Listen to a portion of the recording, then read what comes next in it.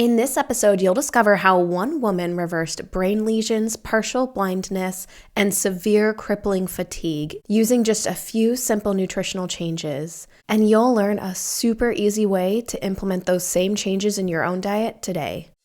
You've been told it's incurable, but here at Renegade Remission, we believe in rewriting the story. If you're facing a terminal or chronic illness, you are not alone. I'm Eleni Welch, certified nutritionist, and each week I share healing strategies and remission stories to help you take control of your health, feel better, and rediscover hope.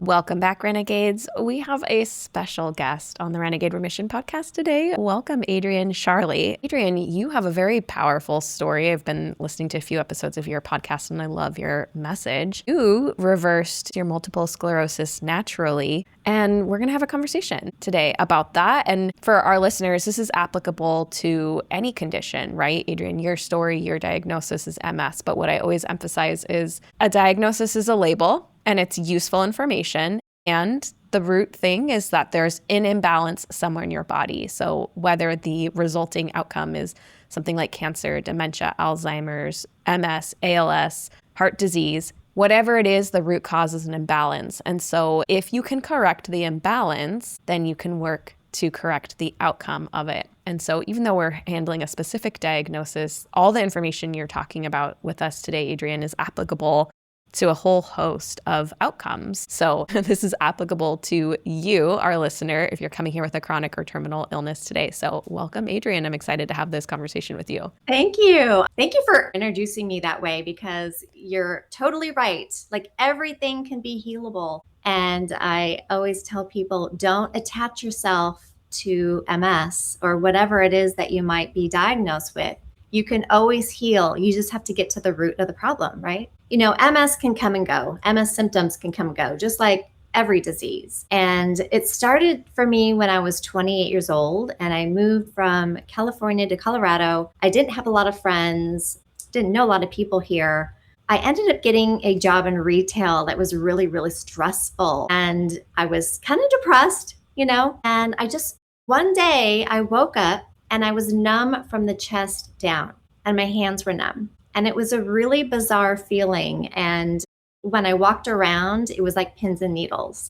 So you know how uncomfortable that is, like when your foot falls asleep and you walk around on it. That's how it felt for about 30 days. It was awful. So my mother was an ex-nurse and I called her. I said, Mom, this is what's happening. What do I do? And she goes, well, I want you to see a neurologist. So I looked one up in the phone book back then. And he gave me some tests in the office, just physical tests. I did not get, an MRI or a blood test or anything back then. But what he did is he had me hold my hands out and touch my finger to my nose and had me walk a straight line. And he had me follow the tip of his pen with my eyes and, all those kind of things. And then he sat me down. I said, well, what do you think is going on? Because I felt like I passed all those tests. And he goes, well, if I could bet on it, you probably have multiple sclerosis. And that hit me. I'm like, what? People back then weren't diagnosed with things like that, at that young age, right? So I called my mom and told her what he said. And she goes, well, we don't know if you have MS for sure yet. Try to live your best life. Let's just see how you do in the next 30 days. And I thought, okay, well, I'm just going to go back to work and be as happy as I can. Did a lot of praying, wishing, hoping this was going to go away. And after 30 days, it did dissipate. It did. Magically. I don't know what I did because I didn't change my diet or anything like that back then. But then life went on and, started a real estate career, got married, had 3 kids, and then another thing happened when I turned 45 years old. Again, in bed, woke up, had a blind spot in my left eye. And I didn't know what it was. And so this time the neurologist said, well, let's rule some things out. Let's get you a blood test and an MRI. So I did that, got my results 3 days later, and she showed me lesions all over my brain. And Eleni, it was awful. It was awful. I mean, I still feel like that was the worst day of my life. The tears, my eyes started welling up with tears, and I just couldn't believe it. And I felt like cattle. She goes, okay, well, you know what you have. go to my front desk. We'll schedule another time to meet again, but I want to get you started on steroid drugs. And so she wanted to get me on a trial drug. That was her solution, right? But I did this 3-day drip, and I was in this big room. Other people were getting drips, in these big cushy chairs and these IVs. And then 3 days later, that's when all my MS symptoms decided to really come out. So that steroid drug was a catalyst to the beginning of all these other symptoms. So then I developed numbness in my hands and my legs. I developed a brain fog, fatigue, severe fatigue. I just wanted to sleep all day long. I was sensitive to the heat. Most people are with MS. I had Hermite sign. A lot of people don't know what that is, but when you tilt your head forward, you get this kind of electric shock throughout your body. So here I was a realtor. I couldn't make calls. I couldn't check my email. I couldn't do anything, Eleni. It was awful. I was just laying there and I was panicking. I'm like, I don't know what am I going to do? I'm going to end up in a wheelchair. I can't take these MS drugs. So about a week later, my husband said, we got to tell the kids. And 3 kids, right? 2 boys and a daughter. And he told all the kids. My sons were pretty bummed out. My daughter cried. And my oldest son had his girlfriend with him. And she walked up to Todd after he told them all about me. And she said, well, Todd, Adrienne can manage her symptoms with diet. She had just graduated from Colorado State University with a degree in dietetics. And so when Todd told me this, I thought, that's interesting. I'm going to research that. So here I am in bed with my laptop, with my major migraine headache, all my symptoms. And I'm just searching, MS diet. And I came across a TED Talk. And if you don't know who Dr. Terry Walls is, it's a very famous TED Talk. She's had over 4 million views on it. It's 20 minutes long. It's her story on how she healed herself out of a wheelchair with food. And Eleni, after I saw that, like, oh my God, how come we don't know this? This is insane. How come we're not educated on this? I get in the car. I scream to the grocery store. I'm buying like spinach and vegetables and all these quality meats and all these good, like organic stuff. And I come home and I'm just eating spinach. I mean, it sounds funny now and I laugh at myself now, but that's what I did. So I bought her book. I followed her diet. And after 6 to 9 weeks, most of my symptoms were gone. And 3 to 4 months later, the blind spot in my eye healed. And that's when I wanted to write a cookbook. And then I thought, I want to write a paperback book. I got to get this message out because we're not told about this in our Western medical world, right? Our medical system is broken. So that is my story, Eleni. And so what has your journey looked like since you began that diet? Have you had relapses? Have you had any moments of flare-ups? What has that looked like for you? So, my diet now it's a basic paleo-based diet. So I eat, good animal protein, like wild-caught fish, grass-fed beef, right? Organic chicken, and veggies, lots of veggies, a little bit of fruit, seeds, nuts. But if I eat 90 to 95% good whole food, my body can take care of the rest, right? So now I can treat myself a little bit. Like I can go out to a restaurant and have some chips and salsa once in a while. Not every day, right? But yeah, I haven't had a symptom since I healed and I feel really lucky. I'm very careful about what I eat and what I drink. I'm very careful about dairy, gluten, and sugar in my diet. And for somebody who feels overwhelmed by making this massive overhaul to their diet, what are some baby steps that they could take to get there? What I help my students with, it's a very slow, progressive thing that they do, right? So I want them to keep their diet that they're on, but then week 1 is drinking more water. And then I teach them how to make a green smoothie. And there's a right way to do it and a wrong way to do it. There's, you can make them so they taste terrible, or you can make them so they taste really good and they're really nutritious. Week 2, we're just starting to get into the vegetables that I want you to eat. Week 3 is introducing a little bit more fruit and nuts and seeds. Week 4 is learning all about animal protein and good fats. So once you get the good stuff in, later on, you don't have much room for the bad stuff.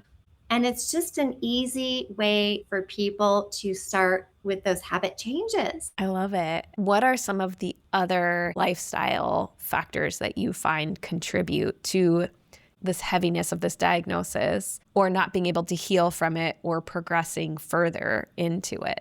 What I've learned later, I didn't even know about this. There are some traumas that a lot of people have had. And I had some childhood trauma I had to heal, even though I healed everything with diet. I don't know if you know who Gabor Mate is. He talks about how people can actually get sick with past traumas. If you can't heal those traumas, they can get stuck in your tissues, and you have to learn how to forgive and move on, right? So that's one thing I had to do. But the other thing I learned is that my excitement and the fact that I was joyful during my own healing, because I knew I can do it, and the fact that I was so positive about the fact that I was healing myself and that I was going to do it, there was no question with me, that has a lot to do with it too. So I put myself in that parasympathetic state, right? So that's rest and digest, and any kind of joy or positive feelings that you have while you're healing,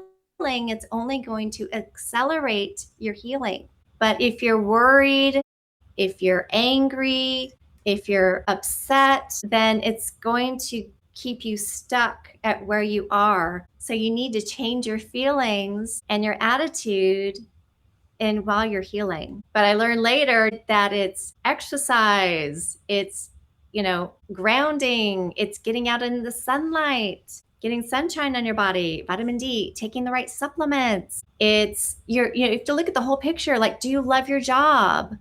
Or do you hate your job? Change the picture, change your story. We're not meant to be, stressed out all the time. What do you do for you? Like, what hobbies do you like? Do you love golfing? Do you like tennis, pickleball? Do those things. Do those things that you love. Do you love being a grandma? Think about your day. Like, when you wake up, do you dread the day? Are you just happy? Are you grateful that you get to live another day and do some incredible things that day? So it's all about all those extra little things that bring us joy. And the more joy that we can experience, the healthier we're going to be. What advice, what words of wisdom and comfort would you offer to somebody who's just received a life-altering diagnosis of any kind? Know that you can heal. You're going to heal. You just need to know what to do. You need to learn about diet and need to learn about lifestyle and what you need to do to turn this around. But don't worry. You're going to heal. Like, worrying is the best. God, I remember being in that state. It was awful. I had felt like all this anxiety for the first 2 months. I'm like, am I going to end up in a wheelchair? This is not my life plan, And so many people are there. Circling with those negative thoughts is such a detriment to people, and they don't realize that it makes it worse. It actually can bring on more symptoms, no matter what you're going through. And it's a hard place to be in, because when you're first diagnosed with something, we're not taught we can heal. But yeah, everybody can heal. It doesn't matter what you have. You just have to figure out what the right diet is, what works for you. Healing is a journey. It's not the same for everybody. I had bad days. I don't want to, tell everybody it was roses and cotton candy for me after I watched the TED Talk. There's some bad days, where I thought, is this really going to work? Because I really didn't know how long it was going to take me. But I'm like, I'm going to do this until, I'm 50 years old. Like, I'm just going to keep doing this diet. And like, I know it's going to work. It's going to work. I just kept telling myself that over and over and over. It's going to work. It's going to work. Don't stop. So you kind of have to play these mind games with yourself as you're healing. But I tell people, like, don't stop. If you have a bad day, or if you, decide to break into a package of Oreo cookies one day and you give up, it's okay. Like, just get back on the horse the next day and you can do this. So it's okay if you start little by little by little and by the end of 12 weeks or 6 months or even a year, you're going to be better. And you have the ability to heal 100% if you want to, but it's all up to you. You got to put the work in, but you can do it. And then when you finally get there, you're going to be so grateful that you've done all this work to get to where you should be, because none of us should be sick. None of us should be in that state. We're not meant to be sick. So that's my message. I love it. Well, thank you so much, Adrienne. If listeners want to find out more from you, where can they find you? What's your website? Do you have social media? All that sort of thing. Yeah, so my website is nourishyourway.com. I've got an MS Facebook group. It's called MS Support. And yeah, if you want to reach out to me, just go to my website. My email is info@nourishyourway.com. And anybody can heal from this disease, like any other disease.